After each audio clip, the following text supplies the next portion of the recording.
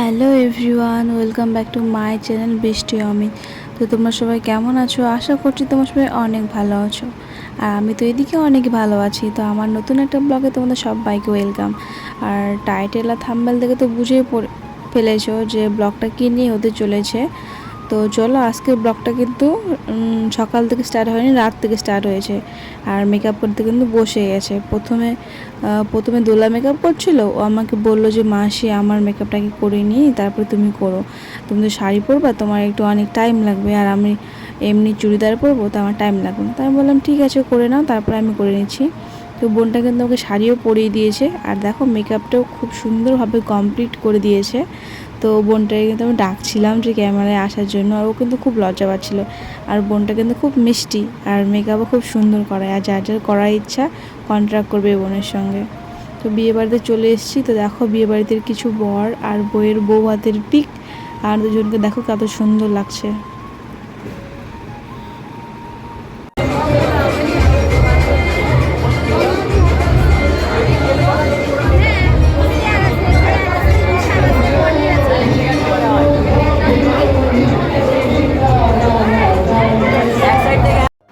তো চলো, ওইদিকে গিফটের কাজ বাজ সেরে আমি কিন্তু সামনে দাঁড়িয়েছিলাম আর কি। বসার চেয়ার ফাঁকা ছিল না, তাই দাঁড়িয়েছিলাম আর দেখছিলাম কে কে এসছে, কে কে চেনা জানা। ও তার মধ্যে কি বলো তো, আমি যেহেতু বাড়ি থেকে আসিনি, এসছিলাম দিদি বাড়ি থেকে। তো দিদির সঙ্গে কিন্তু এসছিলাম আমি, আর মা কিন্তু পরে এসেছিলো কাকিমাদের সঙ্গে। মাকে পরে দেখাবো। আর এখন দিদির সঙ্গে এসেছিলাম, তো ওরা গিফট টিফট দিয়ে ওদিকে দিচ্ছিলো, আর আমি কিন্তু সামনে থেকে দাঁড়িয়েছিলাম। তো দিদির সঙ্গে তারপর চলে যাব খাবার টাবার খেতে। আর এখানে যে এত গরম, প্রচণ্ড গরম। দিদিকে বলছিলাম দেখ আমার মেকআপ টেকআপ সব ধুয়ে যাচ্ছে। তো দিদি বলছে হ্যাঁ, বলছে এত কষ্ট করে সন্ধ্যা থেকে মেকআপ টেকআপ করা হলো, যদি ধুয়ে যায় তাহলে কেমন লাগবে। আর সত্যি চোখের সাইড থেকে কিন্তু মেকআপ জল ঠিক বয়ে বয়ে চলে এসেছিলো।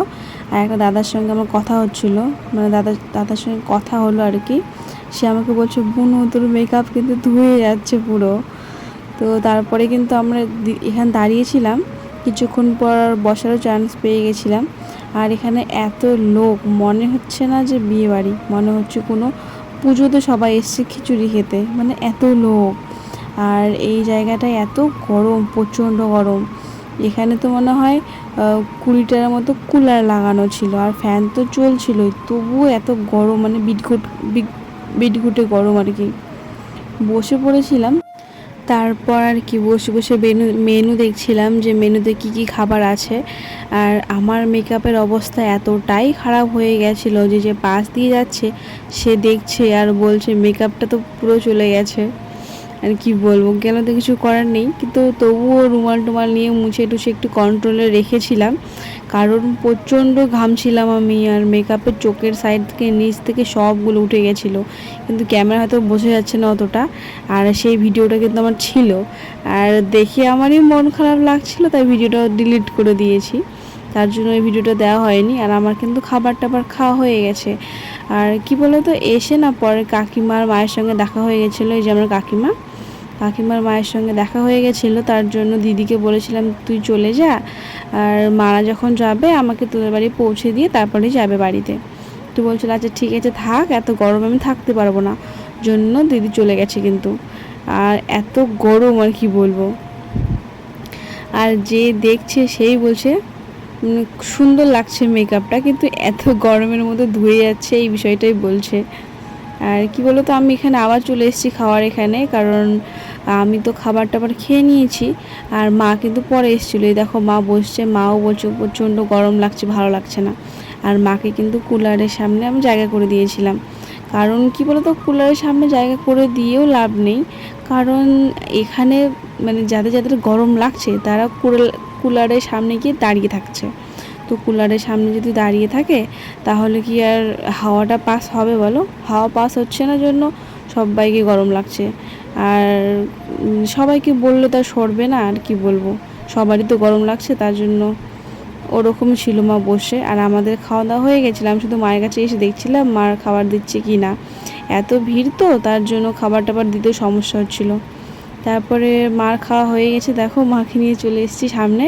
আর পেছনে কিন্তু কুলার লাগানো ছিল, দেখতেই বুঝতে পারছো চুলগুলো উঠছে। তো এখানে বসেছিলাম একটু রেস্ট করার জন্য। তো মা আর আমি বসেছিলাম। আর কাকিমারা কিন্তু তখন চান্স পায়নি, তার জন্য কাকিমা না বোনেরও হয়ে গেছিলো।